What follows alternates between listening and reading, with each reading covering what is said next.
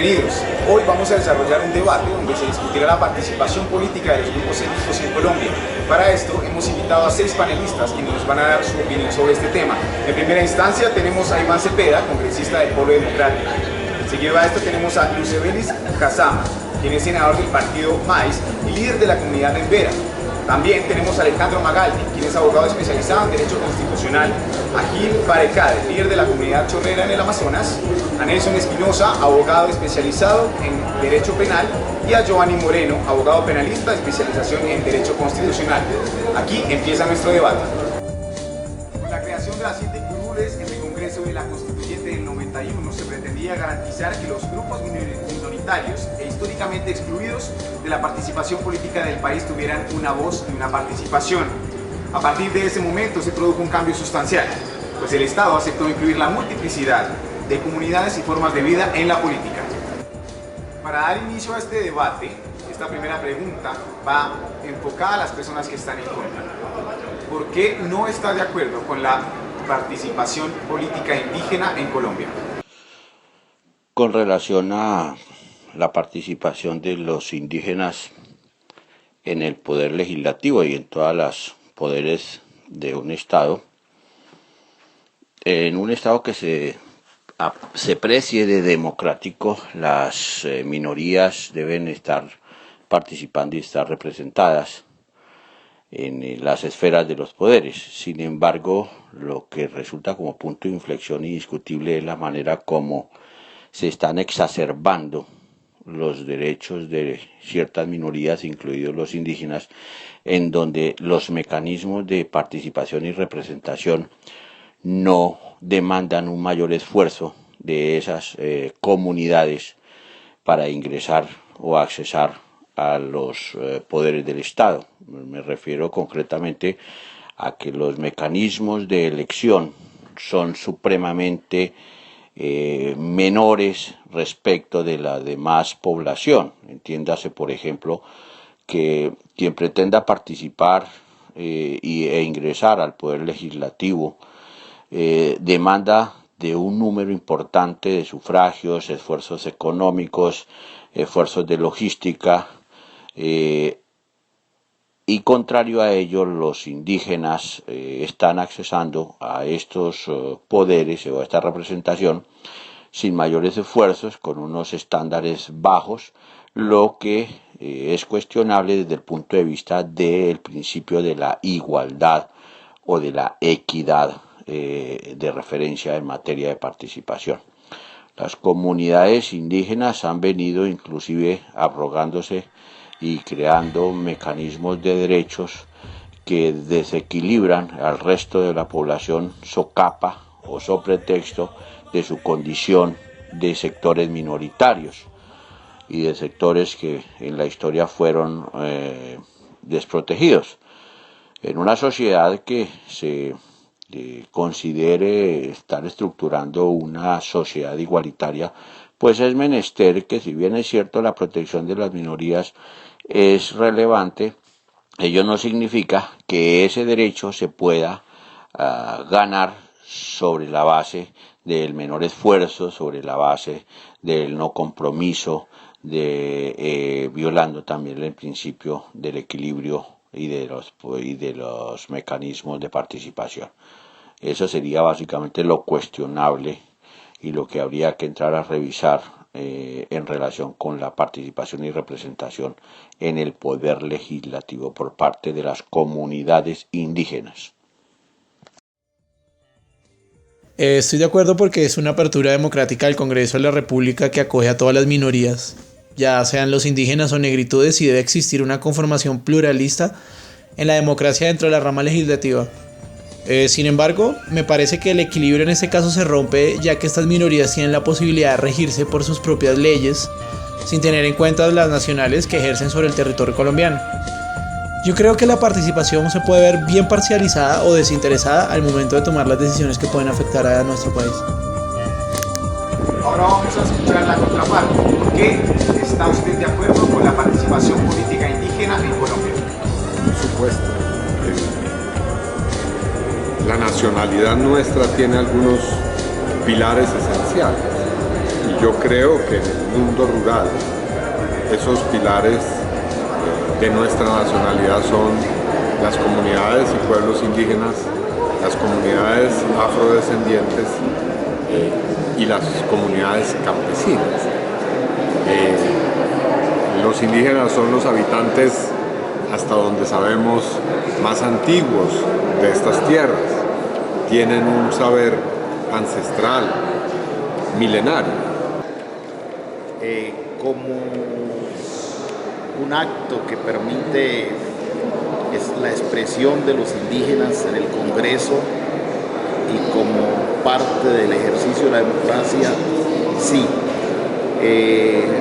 Tengo algunas críticas en el sentido de que muchas veces las voces de las minorías, en este caso los pueblos indígenas, aunque se planteen inquietudes, se planteen algunos debates, pareciera no tener mayor relevancia en la gran mayoría de los congresistas. Esa parte me preocupa, sobre todo lo referido a la garantía de los derechos de los pueblos indígenas, como el derecho a la consulta previa. No obstante, creo que corresponde a los senadores que estemos mantener una vocería, interpretar las demandas de los pueblos indígenas y convertirlas en proposiciones, convertirlas en propuestas de ley en el marco del Congreso de la República. La inclusión de los grupos étnicos en el ámbito político es fundamental, teniendo en cuenta su peso poblacional, su situación económica y su historia de marginalidad. Teniendo en cuenta esto, entonces, ¿cree usted que hay igualdad de condiciones para un congresista que representa a los grupos étnicos en comparación con los demás congresistas? Creo que existe una igualdad en términos de los derechos, en términos de las capacidades. Y creo que es necesaria la visión de los indígenas. Ya expliqué por qué. Porque tienen una historia, un saber, una cultura que nos enriquece. Pero lastimosamente en el plano de, digamos, de la práctica política, los representantes, los senadores no indígenas siempre tienen determinado tipo de atribuciones que no las tienen los indígenas. Cuando hay un debate de control político convocado por los senadores indígenas, no vienen los ministros. Cuando se le da la palabra a los distintos partidos políticos, de último se le da la palabra a los representantes de las organizaciones indígenas.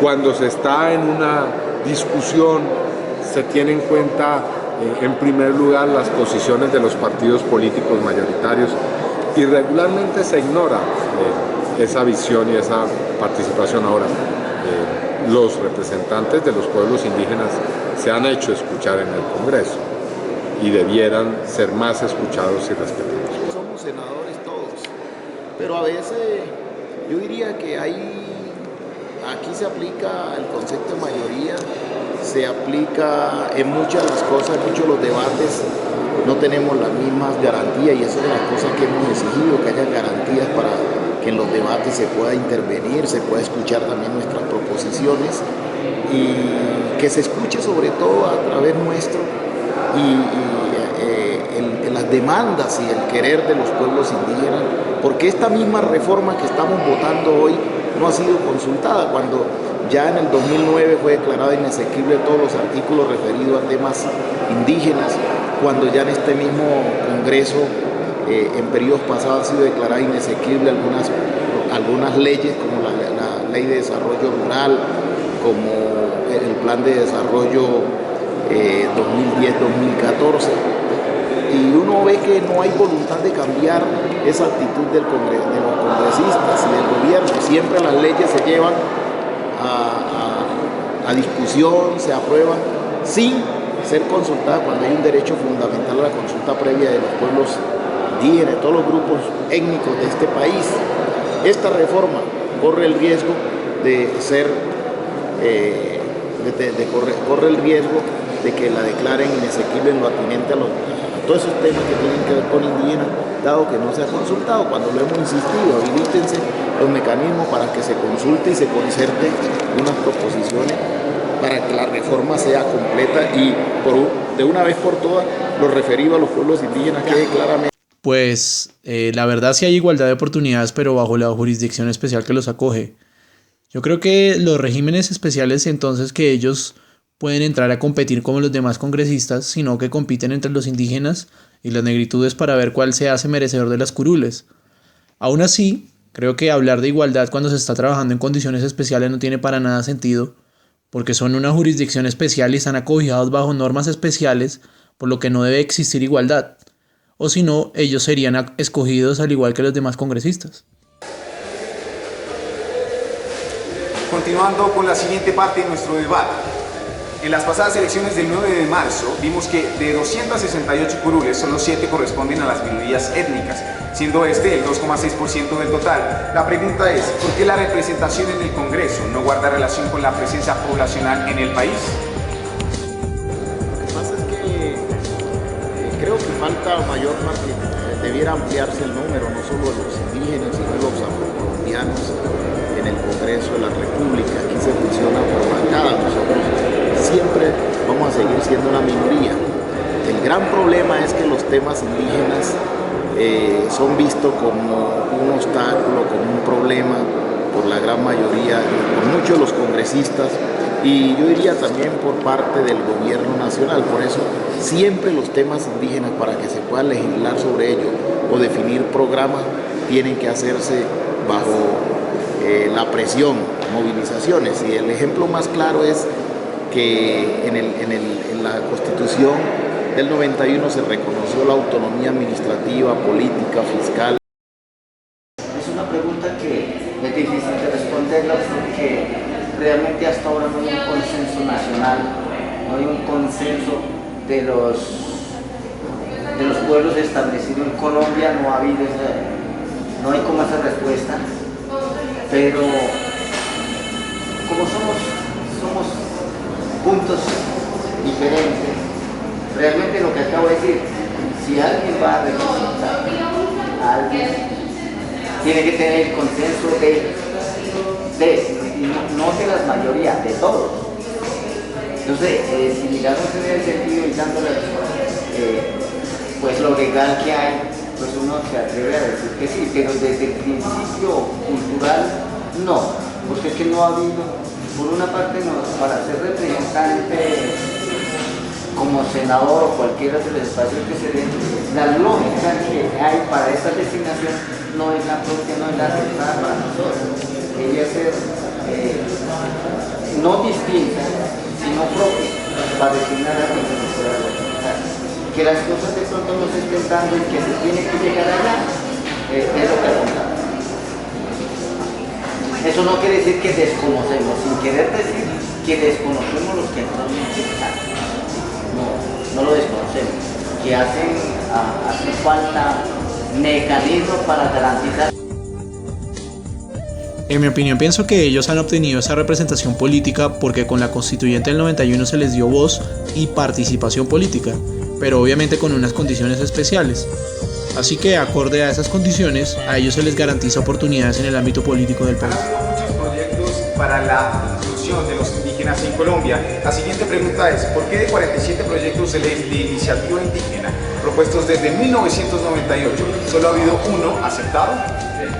Que es muy diciente de la manera en cómo se legisla y se toman decisiones políticas en Colombia. Esa es una cifra aterradora, que en Colombia solamente haya una ley que respeta o que desarrolla los derechos de los indígenas en un lapso prácticamente de 15 años. Pues si nos ponemos a observar, en el Congreso se mezclan muchos intereses y la oligarquía colombiana legisla a favor de esos intereses. Los indígenas han sostenido que la tierra es de ellos y que fue arrebatada desde la conquista por los españoles. Entonces, pienso yo que en ese orden de ideas la oligarquía colombiana y la clase dirigente no le conviene ponerlos a prueba. A lo largo de la historia se han evidenciado casos en los que se expropia el terreno de los indígenas para la explotación minera. La pregunta es, ¿considera esto una violación a los derechos consagrados en la Constitución de Colombia? Nuestro sistema político y económico está volcado hacia la explotación de los recursos, de los seres humanos, al irrespeto de la gente, de sus derechos. Y eso es particularmente evidente con relación a los resguardos indígenas, a sus territorios sagrados, a la posibilidad de que esas comunidades habiten territorios en los que hay riqueza petrolera o minera, sin que venga una transnacional prácticamente a eliminar esas culturas. Lamentablemente eso es lo que ocurre, sobre todo además porque quienes dirigen nuestra sociedad y el sistema político regularmente es gente que no tiene ningún sentido de soberanía, de consideración. Precisamente lo que acabo de mencionar, o sea, estamos regidos por indicadores diferentes. Si de pronto nos estuviéramos mirar cuáles son los proyectos y a qué apunta el proyecto que presentan los pueblos indígenas, con seguridad es otra decisión, es otro el querer, que como estamos medidos por indicadores distintos, por fórmulas distintas, es la conveniencia, pero no garantizar la realidad de qué es lo que se desean desde los pueblos indígenas. Entonces, no hay comercio, hay una dualidad, no estamos condensados en los principios y en el fundamento que garantiza la vida del ser humano. Se está garantizando desde lo económico, desde intereses culpables, sin querer decir que son pues decisiones colectivas.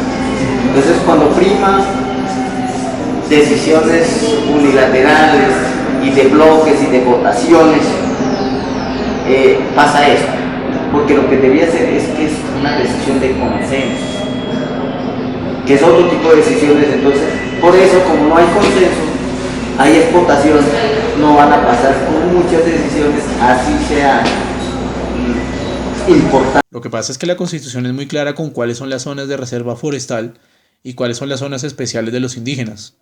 En el caso de la comunidad Uwa, no se le permitió la explotación de petróleo y de otros minerales porque es un territorio indígena y territorio sagrado. Pero aún así creo que son proyectos de exploración minera que se pueden garantizarle una ganancia económica al Estado. Son políticas del Estado que garantizan el bienestar social del país, pues estas políticas generan un empleo, y el cual es una de las mayores problemáticas actuales.